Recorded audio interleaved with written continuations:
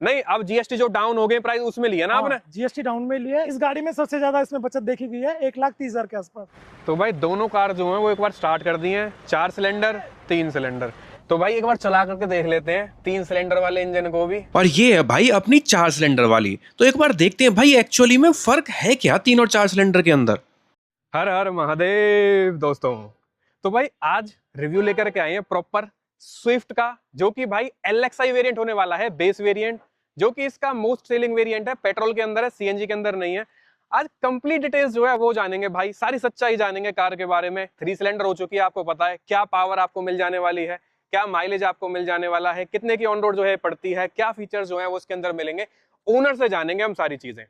तो एक बार ओनर से जो है वो छोटी मोटी डिटेल्स आपको पता है यार, स्टार्टिंग की जो होती है, कितने की आई थी, क्या माइलेज वगैरह, ये सारी चीजें जो है वो जान लेते हैं। सुनाओ भैया। सुनाओ जी। आपको कितने की पड़ी थी, कब आपने ली थी और कौन सा वेरिएंट है? ये मैंने ली थी जी फर्स्ट नवरात्रि को ली थी 22 तारीख को।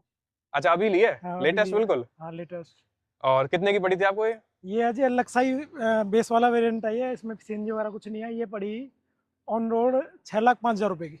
6,05,000 की पेट्रोल LXI बेस वेरिएंट जो है बेस। तो अब आपने जैसे चलाई है, तो इससे पहले जैसे मेरे पास भी पुरानी वाला वेरिएंट है, तो पुराना वाला वेरिएंट चलाया आपने स्विफ्ट का? हाँ, कोई चलाया। तो उसमें कुछ पावर की फर्क लगी? क्योंकि उसमें 4 सिलेंडर इंजन आ रहा है, इसमें 3 सिलेंडर, मतलब एक बहुत ज्यादा हवा बना हुआ है और पब्लिक ज्यादातर बात इसी की कर दी है कि यार 3 सिलेंडर इंजन है, तो 3 सिलेंडर इंजन में पावर कम हो गया कुछ इस तरीके से। माइलेज तो ऑब्वियसली बढ़ गया है, उसमें तो कोई दोहराई है ही नहीं, माइलेज तो बढ़ गया है। तो कुछ पावर में लगी आपको कोई कमी महसूस? पावर में ऐसा है जी, बहुत ज्यादा फर्क नहीं है।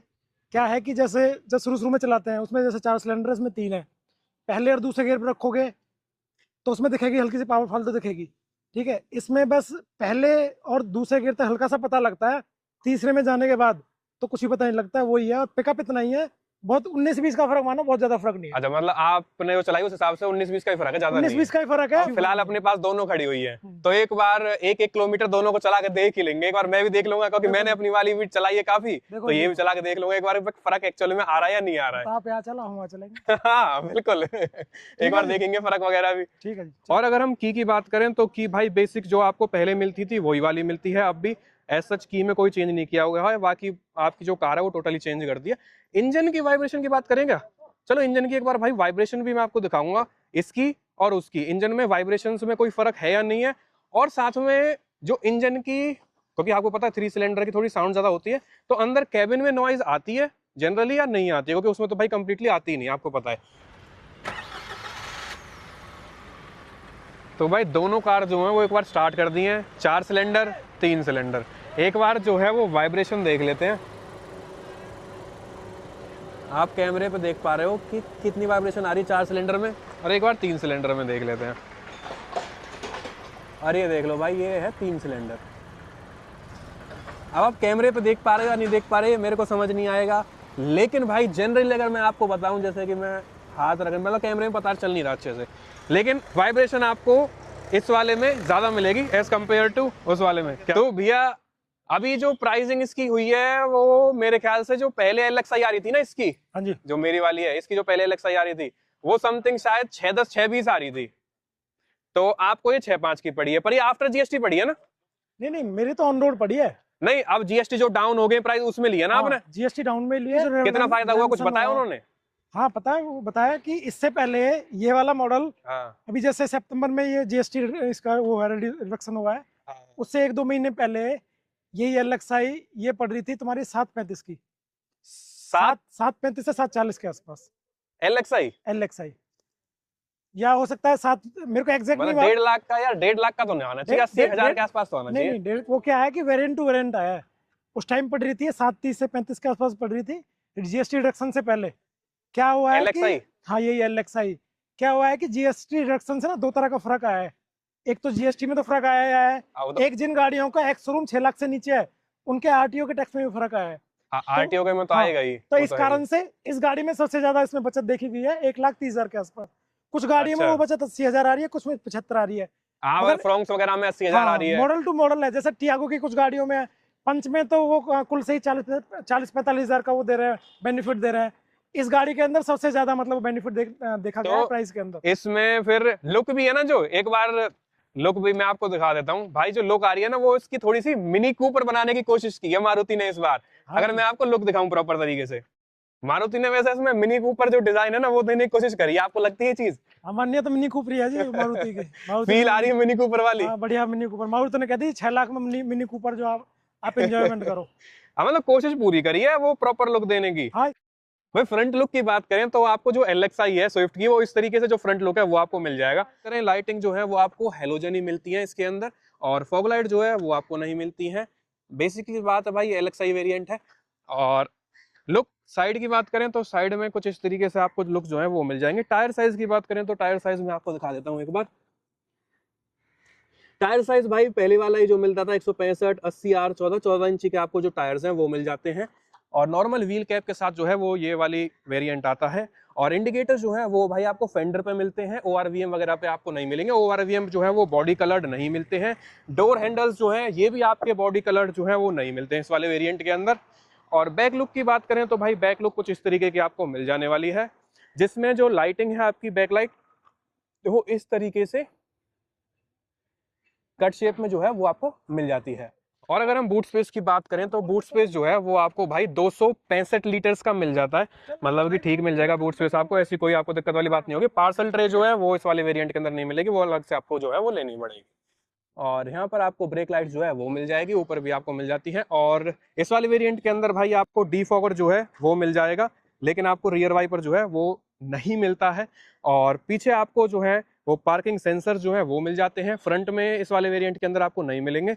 और इधर की साइड आपको जो है वो एक ब्लैक पियानो फिनिश दी गई है। अगर मैं आपसे एक चीज पूछूं नॉर्मली, तो आपको जो नई वाली है वो ज्यादा बेस्ट लग रही है डिजाइन वाइज, या फिर जो पुरानी वाली है वो डिजाइन वाइज ज्यादा अच्छी लग रही है? भाई पुरानी नो डाउट जो आपको पता है कि मॉडिफाई जो है जितना हम करते थे उतनी निखर के आती थी। बाकी नई वाली कार जो है वो मैंने ज्यादा मॉडिफाइड कार अभी देखी नहीं है। बाकी लुक्स का बताना आप एक बार भाई कमेंट करके जरूर। तो चलिए अब एक बार जो है वो इंटीरियर जान लेते हैं, माइलेज जान लेते हैं, क्योंकि अभी भाई नई कार है तो सर्विस वगैरह हुई नहीं है, तो सर्विस कॉस्ट तो आपको नहीं मिल पाएगी। तो अभी जो है हम LXi वेरिएंट के अंदर आ चुके हैं भाई, और बात करेंगे अभी नई नई कार ली है मतलब पहले नवरात्रे पे लिया ना आपने? हाँ जी पहले नवरात्र को ली थी। तो आते ही यार ज्यादातर क्या होता है कि म्यूजिक हो गया या मतलब ऐसी चीजें जो है वो आते ही जनरली ठुकवा देते हैं लोग, लेकिन आपने अभी प्लेयर वगैरह लगवाया नहीं है इसमें? कुछ मतलब हाँ, अलग सोच रखा है क्या? नहीं नहीं अलग क्या, बस ऐसे ही है, थोड़ा सा टाइम नहीं मिला था तो अभी अच्छा अच्छा, काम की वजह से। हाँ हाँ तो अभी थोड़ा सा प्लानिंग मतलब फिर यार टाइम निकाल आप के मतलब जब चलते हो तो आपको महसूस नहीं होता कि यार थोड़ा गाना वाना भी हाँ, होना चाहिए, चलना महसूस चाहिए? होता है। अभी इसमें दरअसल जो भी कुछ आया कंपनी से आया, अभी अंदर कुछ भी नहीं कराया है। हाँ हाँ उन्होंने इसमें ये रेन वाइजर वगैरह मैट वगैरह उन्होंने दे दिए थे। हाँ, वो अपनी बाकी साइड से। हाँ बाहर से अभी हमें कराना है, अभी हमने कुछ कराया नहीं है, बाकी कराना है। वैसे इसके अंदर इन्होंने जैसे बेस वेरिएंट है पहले ही बता चुके हैं, तो इसमें टिल्ट स्टीयरिंग दे रखा है। हाँ हाँ, वो टिल्ट वो मैं एक बार आपको दिखा देता हूँ सारी चीजें। टिल्ट टिल्ट जो है वो आपको मिल जाता है, टेलीस्कोपिक जो है वो नहीं मिलेगा। टेलीस्कोपिक का इतना ज्यादा काम भी नहीं होता है। और मीटर कंसोल जो है वो भी भाई प्रॉपर चेंज कर दिया है अब मारुति ने, जो प्रीवियस इसके वर्जन्स थे उसके अंदर। और उसके बाद LXi में ऐसे आपको कोई कंट्रोल्स वगैरह नहीं मिलते हैं। इधर की साइड बात करें तो आपको ट्रैक्शन कंट्रोल ऑन ऑफ मिल जाएगा, ऑटो ऑन ऑफ मिल जाएगा। और अगर हम इधर की साइड बात करें, जो ड्राइवर साइड का पैनल होता है, यहाँ पर आपको लॉक अनलॉक मिल जाएगा, चारों की चारों पावर विंडोज आपको मिल जाने वाली है। और यहाँ पर म्यूजिक सिस्टम वगैरह LXi में नहीं आता है, तो जनरली बात है कि आपको जो स्पीकर्स हैं वो भी नहीं मिलने वाले। और आपको जो है वो डैशबोर्ड इस तरीके का मिल जाता है, जो कि पूरा पूरा जो है वो ब्लैक फिनिश के अंदर आ जाता है। और जो AC है ना, वो मतलब डिजाइन दे रखा है जैसे ऑटोमेटिक वाला हो। मैं भी एक बार को यार जब मैंने दूर से देखा था, मुझे लगा था कि कहीं ऑटोमेटिक AC दे दिएगा LXi में भी।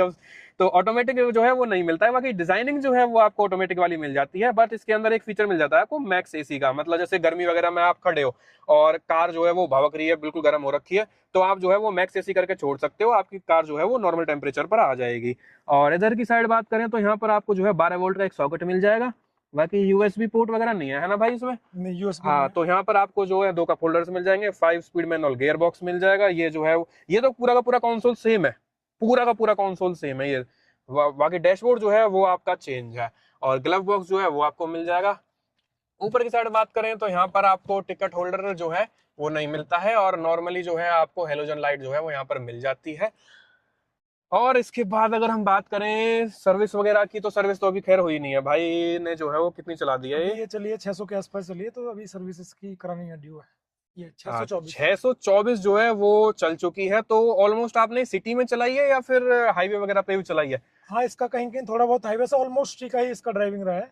अच्छा, सिटी का ही रहा है ऑलमोस्ट। हाँ हाँ। तो आपने माइलेज वगैरह ट्राई करा इसका एक बार कुछ माइलेज का, हाँ, मैंने थोड़ा सा मतलब इसको देखने की कोशिश करी है, क्योंकि मैंने आज से 2 दिन पहले तो मैंने इसमें 20.5 लीटर वो पेट्रोल डलाया था। अच्छा, 20.5 लीटर पेट्रोल डलाने के बाद ये चली थी 360 किलोमीटर 360 किलोमीटर 20.5 लीटर में। 20.5 लीटर में। तो ऑटो जो आपने डिवाइड करा था फिर कितना आ गया था लगभग? वो 18.5 के आसपास आ रहा है। मतलब 18 के आसपास। हाँ। तो इसमें सिटी थी ड्राइविंग पूरी या फिर आपका हाईवे उसमें था? उसमें क्या था, मतलब हाईवे तो बहुत कम था, सिटी का ही अपना, मतलब सिटी से बाहर जैसे रोड होता है ना, मतलब 90% के आसपास एक्सप्रेस वे सिटी। नहीं था। हाँ। बाकी रोड मतलब वो था, मतलब एक तरह से मतलब कंजेस्टेड ही था। कंजेस्टेड सही था, ज्यादा मतलब congested सिटी नहीं। मान लो एक तरीके से। तो हाँ। मतलब सिटी में जो है वो 18 का निकाल के दे रही है।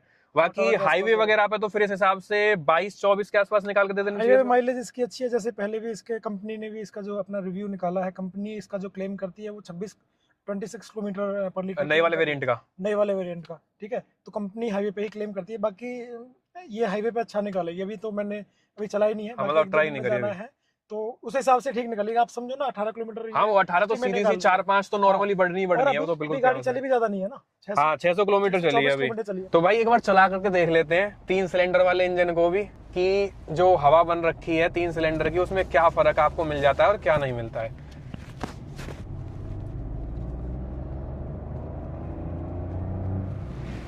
बस स्टार्टिंग में तो काफी रिफाइनमेंट है, वो नई कार की वजह से लग रहा है या किस वजह से लग रहा है। पर एक चीज जो थोड़ी सी मेरे को महसूस हो रही है वो हल्की सी, मतलब नामात्र है, 19-20 हल्की सी वाइब्रेशन और नामात्र सी जो है वो आपको साउंड मिल रही है, मतलब इंजन की।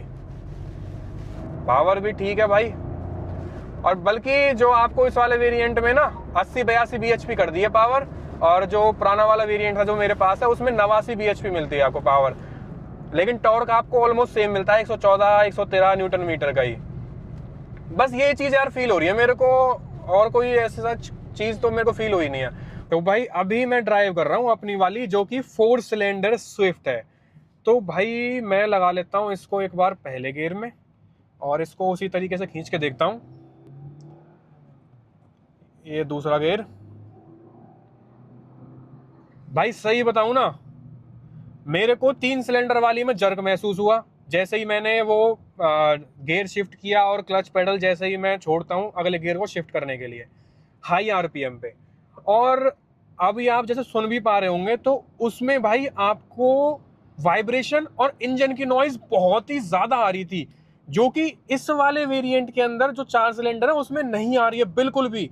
मतलब महसूस ही नहीं हो रहा कुछ इस तरीके से। पहले मेरे को लग रहा था कि शायद 19-20 का ही है, लेकिन जैसे ही मैंने वो ड्राइव करने के बाद अपनी वाली ड्राइव की है ना, तो फर्क है भाई, और बहुत ज्यादा फर्क है। इंजन नॉइज आपको अंदर आएगी हाई आरपीएम पे जाते ही, और आपको साथ में वाइब्रेशन भी फील होगा, पेडल पे भी वाइब्रेशन फील होगा, और आपके स्टीयरिंग पर भी वाइब्रेशन फील होगा।